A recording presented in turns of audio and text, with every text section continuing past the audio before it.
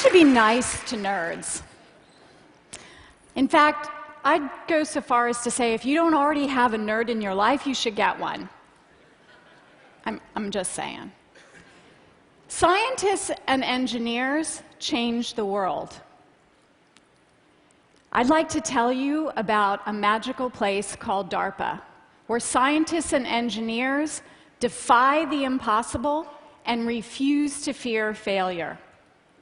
Now, these two ideas are connected more than you may realize, because when you remove the fear of failure, impossible things suddenly become possible.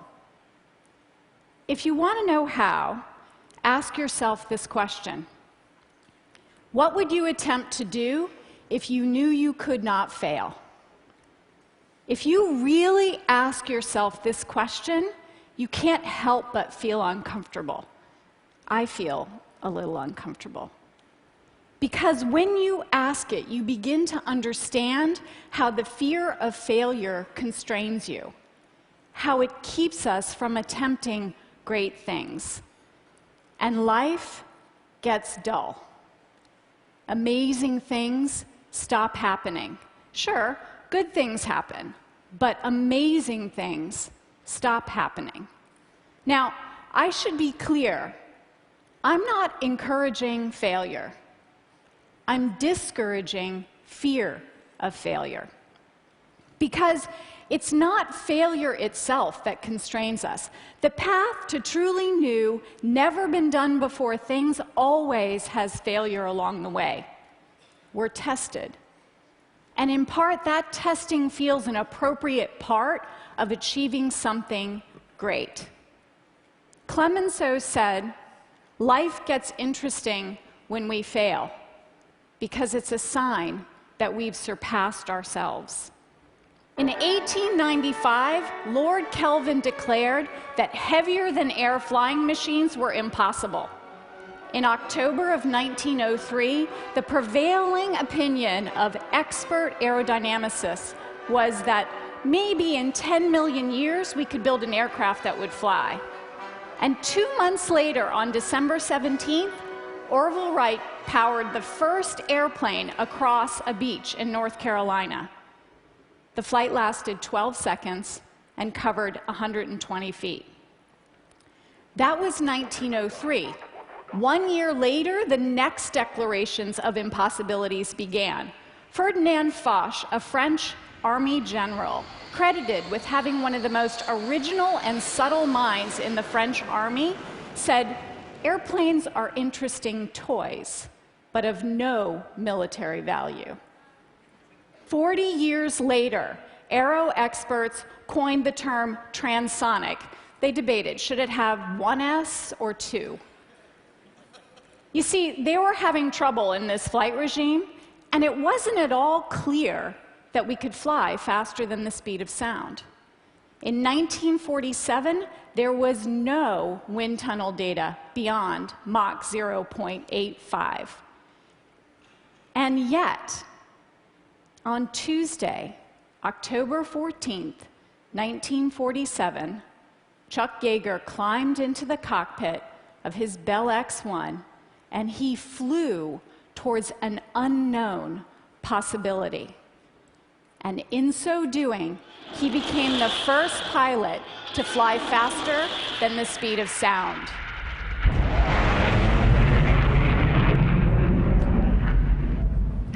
Six of 8 Atlas rockets blew up on the pad. After 11 complete mission failures, we got our first images from space. And on that first flight, we got more data than in all U-2 missions combined. It took a lot of failures to get there. Since we took to the sky, we have wanted to fly faster and farther. And to do so, we've had to believe in impossible things, and we've had to refuse to fear failure. That's still true today. Today, we don't talk about flying transonically or even supersonically. We talk about flying hypersonically, not Mach 2 or Mach 3, Mach 20. At Mach 20, we can fly from New York to Long Beach in 11 minutes and 20 seconds. At that speed, the surface of the airfoil is the temperature of molten steel, 3,500 degrees Fahrenheit, like a blast furnace. We are essentially burning the airfoil as we fly it. And we are flying it, or trying to. DARPA's hypersonic test vehicle is the fastest maneuvering aircraft ever built. It's boosted to near space atop a Minotaur 4 rocket. Now, the Minotaur 4 has too much impulse, so we have to bleed it off by flying the rocket at an 89-degree angle of attack for portions of the trajectory. That's an unnatural act for a rocket. The third stage has a camera. We call it Rocket Cam, and it's pointed at the hypersonic glider. This is the actual Rocket Cam footage from Flight 1. Now, to conceal the shape, we changed the aspect ratio a little bit, but this is what it looks like from the third stage of the rocket, looking at the unmanned glider as it heads into the atmosphere back towards Earth. We've flown twice. In the first flight, no aerodynamic control of the vehicle.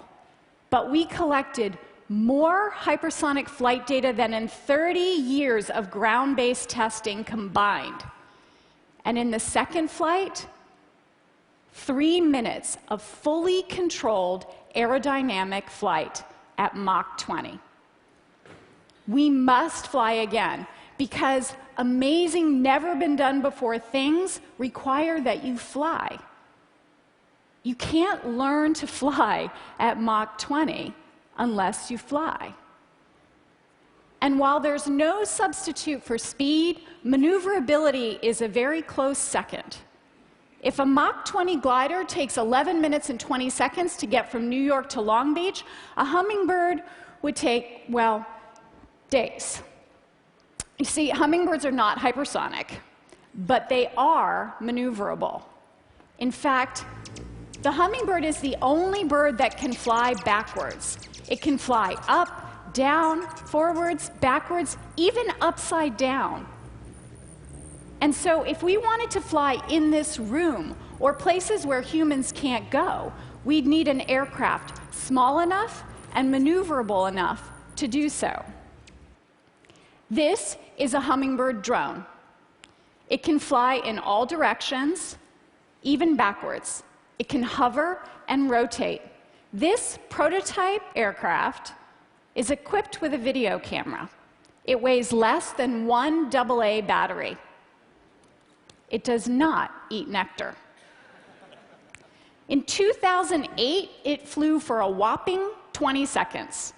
A year later, 2 minutes, then 6, eventually 11. Many prototypes crashed. Many. But there's no way to learn to fly like a hummingbird unless you fly.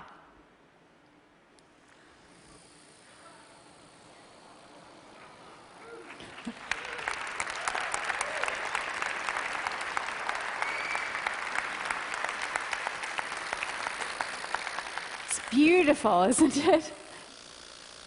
Wow. It's great. Matt is the first ever hummingbird pilot.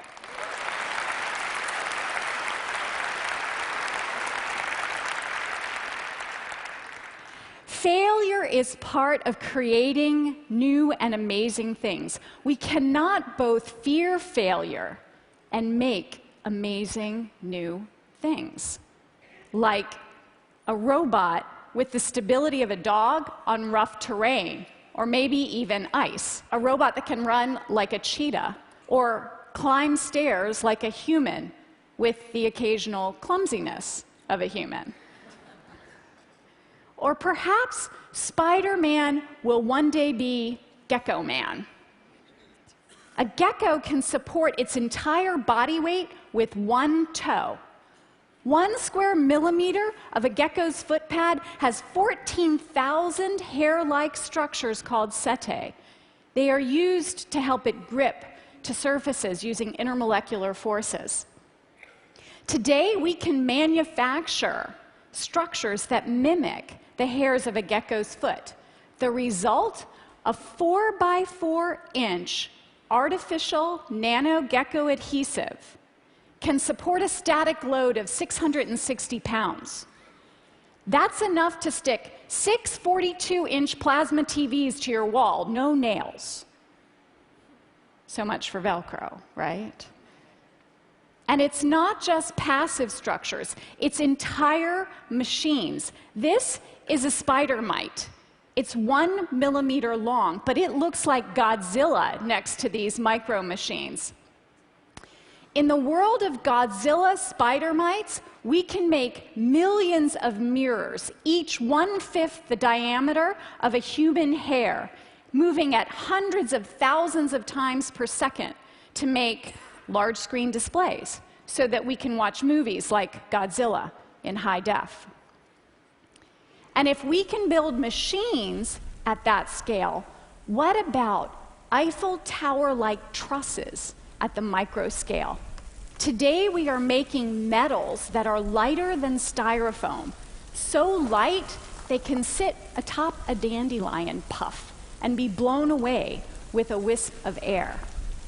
So light that you can make a car that 2 people can lift, but so strong that it has the crashworthiness of an SUV.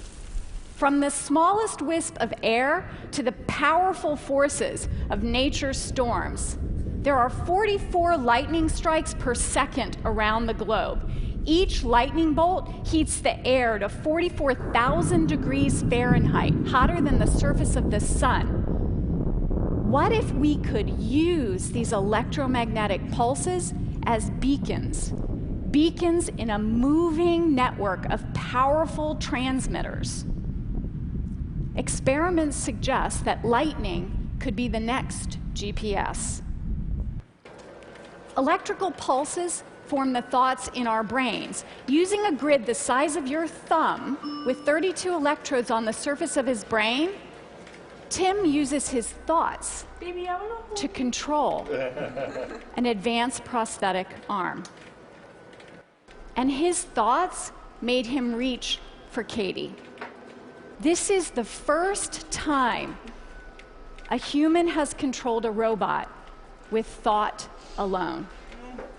And it is the first time that Tim has held Katie's hand in 7 years. That moment mattered to Tim and Katie. And this green goo may someday matter to you. This green goo is perhaps the vaccine that could save your life.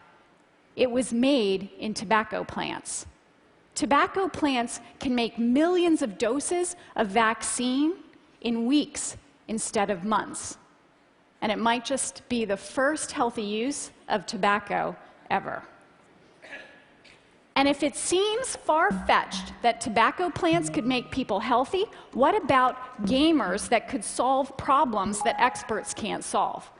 Last September, the gamers of Foldit solved the 3-dimensional structure of the retroviral protease that contributes to AIDS in rhesus monkeys. Now, understanding this structure is very important for developing treatments. For 15 years, it was unsolved in the scientific community. The gamers of Foldit solved it in 15 days. Now, they were able to do so by working together. They were able to work together because they're connected by the internet. And others, also connected to the internet, used it as an instrument of democracy. And together, they changed the fate of their nation. The internet is home to 2 billion people, or 30% of the world's population. It allows us to contribute and to be heard as individuals. It allows us to amplify our voices and our power as a group. But it too had humble beginnings. In 1969, the internet was but a dream, a few sketches on a piece of paper. And then, on October 29th, the first packet-switched message was sent from UCLA to SRI. The first 2 letters of the word login, that's all that made it through. An L and an O. And then a buffer overflow crashed the system. 2 letters, an L and an O. Now, a worldwide force. So who are these scientists and engineers at a magical place called DARPA? They are nerds. And they are heroes among us. They challenge existing perspectives at the edges of science and under the most demanding of conditions. They remind us that we can change the world if we defy the impossible and we refuse to fear failure. They remind us that we all have nerd power. Sometimes we just forget. You see, there was a time when you weren't afraid of failure, when you were a great artist or a great dancer and you could sing, you were good at math, you could build things, you were an astronaut, an adventurer, Jacques Cousteau, you could jump higher, run faster, kick harder than anyone. You believed in impossible things and you were fearless. You were totally and completely in touch with your inner superhero. Scientists and engineers can indeed change the world. So can you. You were born to. So go ahead, ask yourself, what would you attempt to do if you knew you could not fail? Now, I want to say, this is not easy. It's hard to hold on to this feeling, really hard. I guess in some way I sort of believe it's supposed to be hard. Doubt and fear always creep in. We think someone else, someone smarter than us, someone more capable, someone with more resources will solve that problem. But there isn't anyone else. There's just you. And if we're lucky, in that moment, someone steps into that doubt and fear, takes a hand, and says, "Let me help you believe." Jason Harley did that for me. Jason started at DARPA on March 18th, 2010. He was with our transportation team. I saw Jason nearly every day, sometimes twice a day.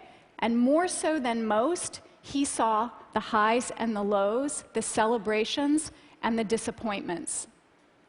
And on one particularly dark day for me, Jason sat down and he wrote an email. He was encouraging, but firm. And when he hit send, he probably didn't realize what a difference it would make. It mattered to me in that moment, and still today, when I doubt, when I feel afraid, when I need to reconnect with that feeling, I remember his words. They were so powerful.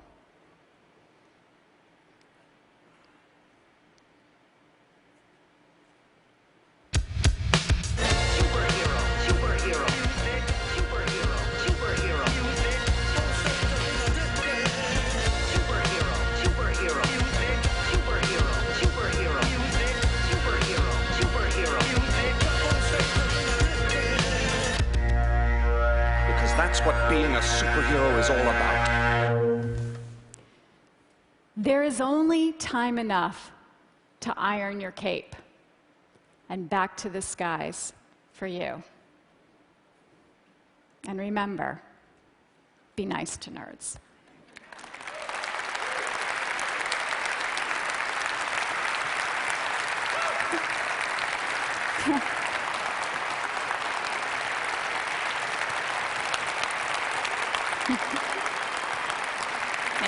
Thank you. Regina, thank you. I have a couple of questions. Sure. So that glider of yours, The Mark 20 yeah, glider. the Mach 20 glider. The first one, no control, it ended up in the Pacific, I think, somewhere, Yeah, right? yeah, it did. What happened on that second flight? Yeah, it also went in the Pacific. But this time under control? Well, yeah, no, we didn't fly it into the Pacific, right? No, there are multiple portions of the trajectory that are demanding in terms of really flying at that speed. And so in the second flight, we were able to get 3 minutes of fully aerodynamic control of the vehicle before we lost it. I imagine you're not planning to open up to passenger service from New York to Long Beach. Yeah, no, it might be a little warm. What do you picture? Yeah. What do you picture that glider being used for?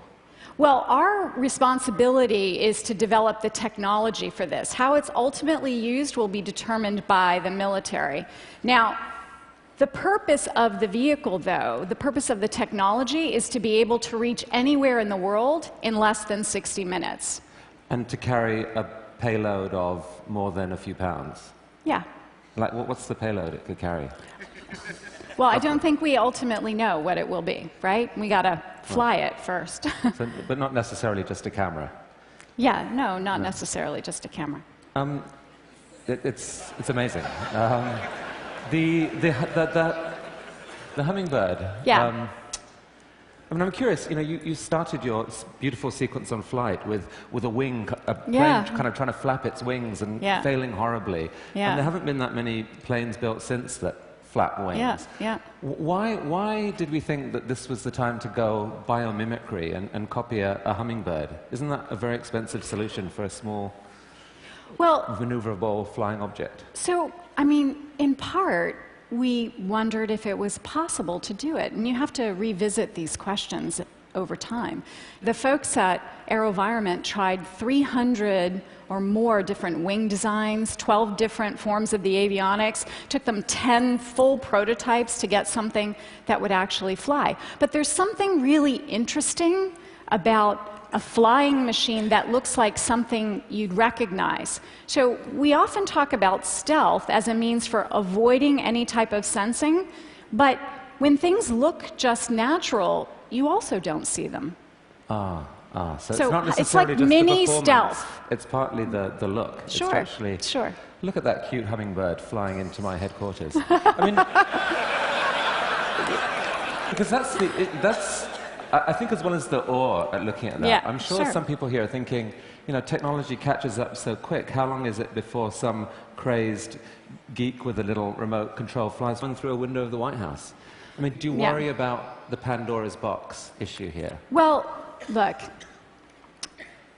our singular mission is the creation and prevention of strategic surprise. That's what we do.